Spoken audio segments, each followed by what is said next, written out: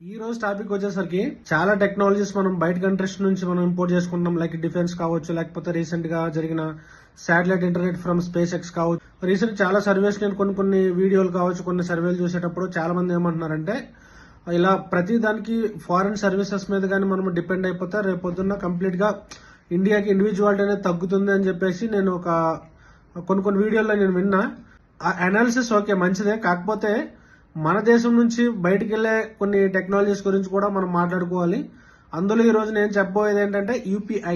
Okay, అయితే ఈ UPI అనేది ఏంటంటే ఈ రోజు ప్రతి ఒక్కరు కూడా ఈ రోజు మనం ఛాయ్ తాగాలన్నా సరే సింపుల్ గా వెళ్తాం, అక్కడ క్యూఆర్ కోడ్ స్కాన్ చేస్తాం, స్కాన్ చేసి పేమెంట్ చేయగలుగుతున్నాం. ఆ పుణ్యం ఎవరు చేశారని అంటే అది ఇండియానే చేసింది. NPCL national payments corporation limited అనేది ఈ ఇనిషియేటివ్ తీసుకుంది. అయితే ఈ రోజు దగ్గర ఒక 10 to 15 కంట్రీస్ నాకు తెలిసి ఈ రోజు యూపీఐని వాడుతున్నాయి అనమాట. లైక్ మన దగ్గర ఉన్న భూటాన్, నేపాల్, అలాగే మయన్మార్, అలాగే United Kingdom and United Arab Emirates కావచ్చు, ఇలా చాలా కంట్రీస్ అనేవి వాడుతున్నాయి. ఈ యూపీఐ టెక్నాలజీ అనేది one of the game changer and fintech industry అనమాట.